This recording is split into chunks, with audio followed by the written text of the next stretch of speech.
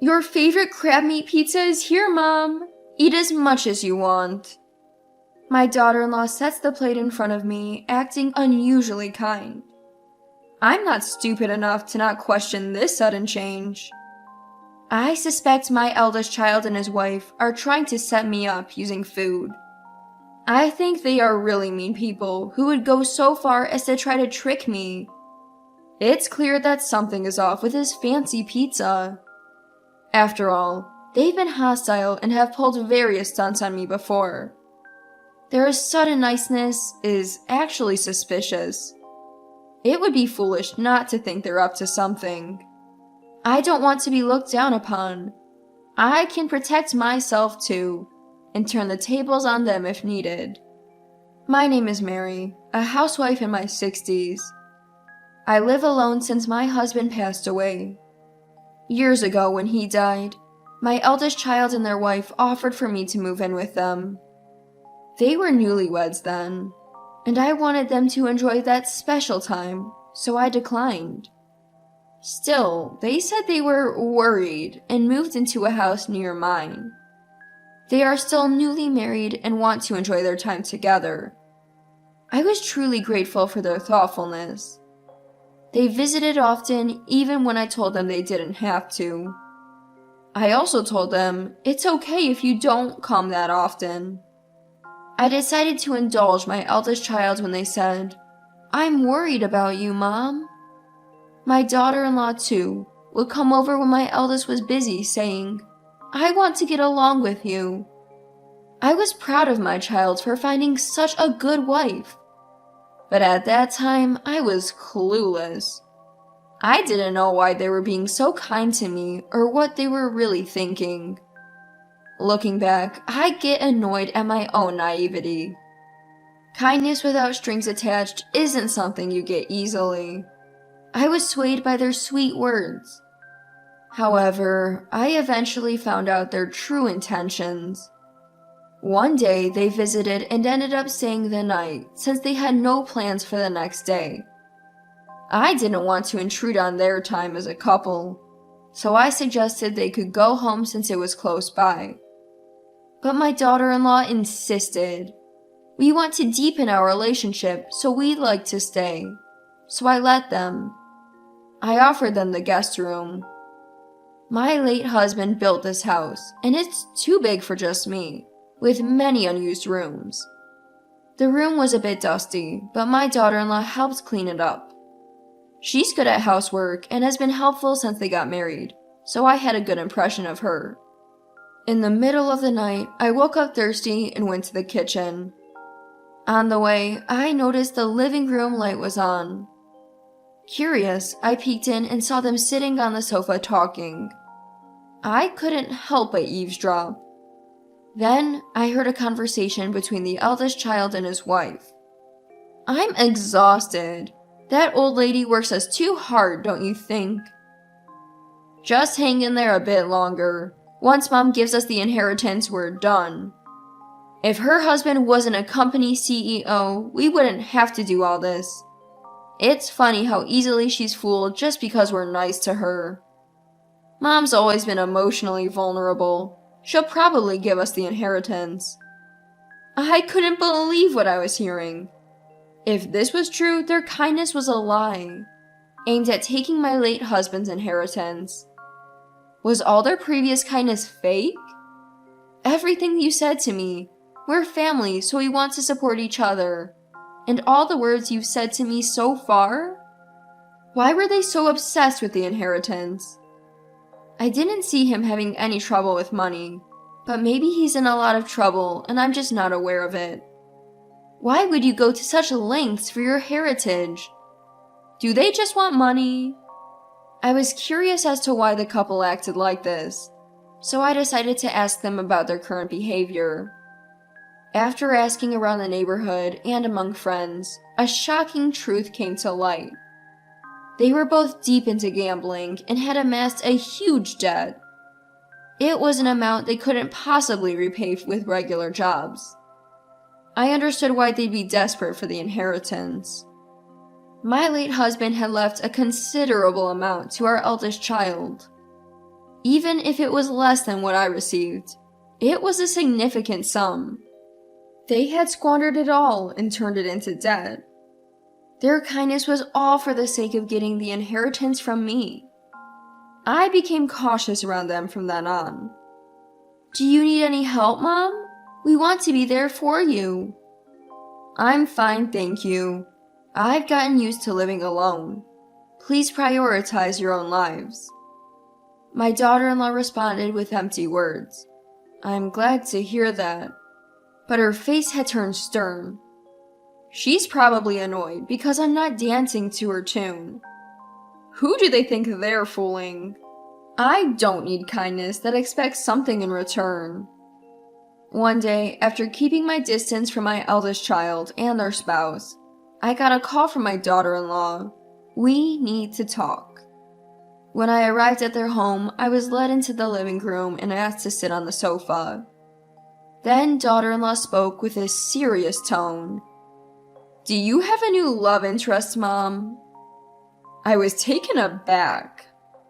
I had no idea how she came to that conclusion. Seizing the moment, daughter-in-law began to speculate. You've been distant lately. It made me suspicious. But you're colder than I thought, Mom. You forget about Dad, who worked so hard for you, and you just want to be happy yourself. There's no one else. You're mistaken. Even when I denied it, daughter-in-law wasn't listening. She had no evidence, but she probably thought that if I had a new love interest, it would be a problem for them. After all, that person might get their hands on my money. Mom, you should really reconsider dating at your age. Have you thought about your position? Why would you say something so cruel? I don't mean to be cruel, I'm just worried about you, Mom.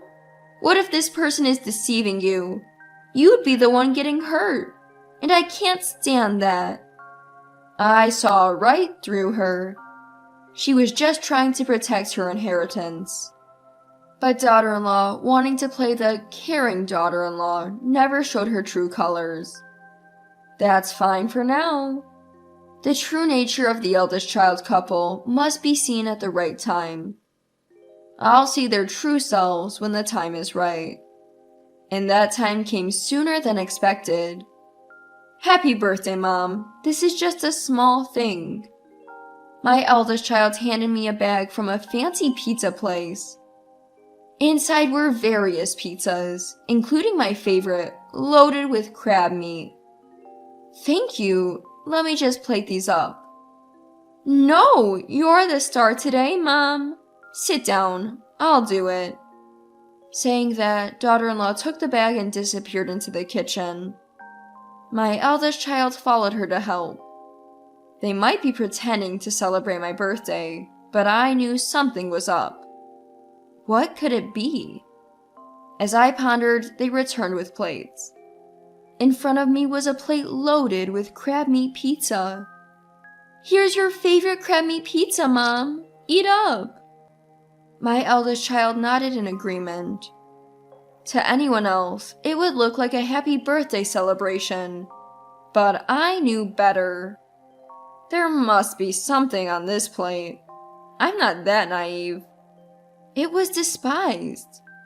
It would be strange not to question their overly kind behavior.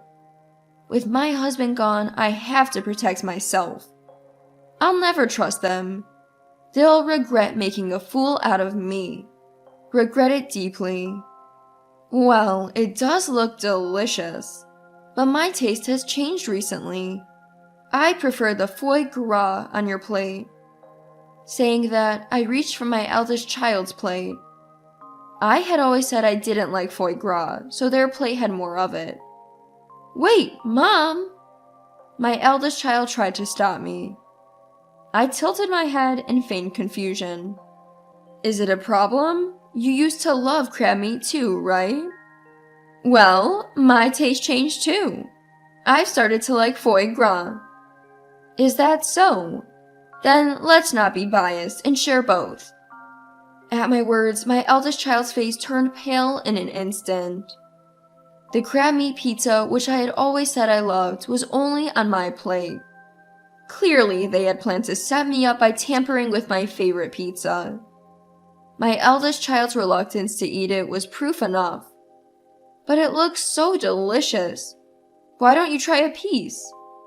Saying that, I grabbed a slice of the crab meat pizza and brought it to my eldest child's mouth.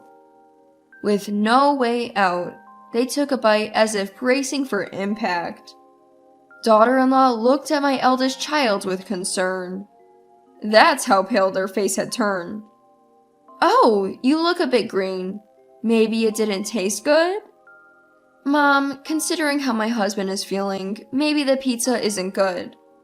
I'm sorry, but let's call it a day, and I'll prepare something new. Daughter-in-law sounded panicked. She must have thought it was impossible to continue the meal. But your son doesn't look well. Stay the night. It's not safe for you to go home. No, we'll leave. Don't be shy. You've been so good to me. Daughter-in-law tried to make excuses, saying, but, and, well. It was clear she wanted to leave. I've always thought that for a couple trying to deceive people, they're terrible liars. They panic when something unexpected happens. As I watched my eldest child, something strange began to happen after a few minutes. With a loud thud, they collapsed. I approached and found them snoring. It was clear they had been drugged with a sleeping pill. Oh, fell asleep, did you? Must have been tired. As I tilted my head, daughter-in-law shouted, Oh, enough!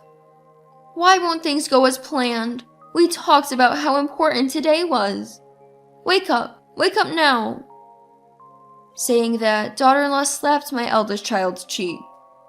Still, they showed no signs of waking.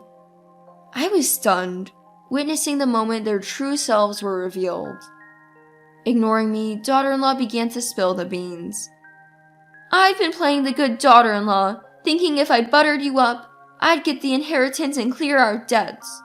Today was supposed to be the last day. We were going to put you to sleep and steal your banking card. It's all your fault nothing worked. What are you going to do about it? Daughter-in-law glared at me. So they planned to drug me and steal my banking card.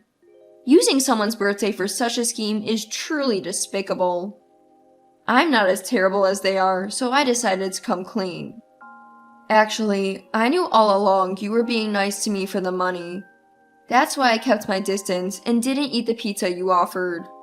I'm not as foolish as you two. At my words, daughter-in-law looked shocked. Apparently, she genuinely believed I was in the dark about their plans. How underestimated I feel. What kind of fool did they take me for? Sorry to burst your bubble, but I'm not as dense as you two. I've always found your sudden kindness suspicious. I even overheard you talking about the inheritance when I stayed over. You two are really foolish, discussing your plans in your target's home. Don't call us fools. We've been trying our best. Is your best effort the reason you're in so much debt? If so, you two are really pitiful. You know about the debt too? How much do you know? Clearly, she hadn't expected me to know about the debt. The word debt made daughter-in-law visibly anxious. I did some digging, found out you two are drowning in debt because of your gambling habits. I was shocked when I found out. You've managed to accumulate quite a debt. At my words, daughter-in-law's face turned increasingly pale. She must have realized there was no way out. Mom, I'm really sorry. Please forgive us. We can't make it without money. Please lend us some. We'll pay you back. Saying this, daughter-in-law deeply apologized on the spot. Her demeanor had lost its previous confidence, clearly showing she was at her limit. Even in this situation, she was still asking for money. I was shocked to realize that, to her, I was just a convenient source of financial support. Sorry, but I won't give you a single cent. I have no money to give to people like you. Don't say that. There's the inheritance from your late husband, right? You have money. Please help us. No, I can't trust people like you to pay me back. Take responsibility for your own actions. Daughter-in-law looked downcast at my words, but she seemed to understand my resolve and didn't ask for money again. After that, my interactions with my eldest son and daughter-in-law dwindled. They stopped coming to my house and barely even contacted me. When those days arrived, contrary to my expectations, I didn't feel lonely. Rather, I felt refreshed, freed from people trying to deceive me. Later, my eldest child and daughter-in-law moved away. According to neighbors, they were taken away by some rather shady-looking people. Probably they couldn't pay off their debt and were taken to a distant state. They might be in a terrifying situation there. They might be suffering so much they want to run away. But that's none of my business anymore. We're unrelated now. I reported the end of this turbulent chapter to my late husband's photo. It seems like his expression in the photo was one of relief. My only family is my late husband. The only person who truly stood by me and supported me was him. Life is short, but I want to live it strongly, cherishing the memories I made with my husband.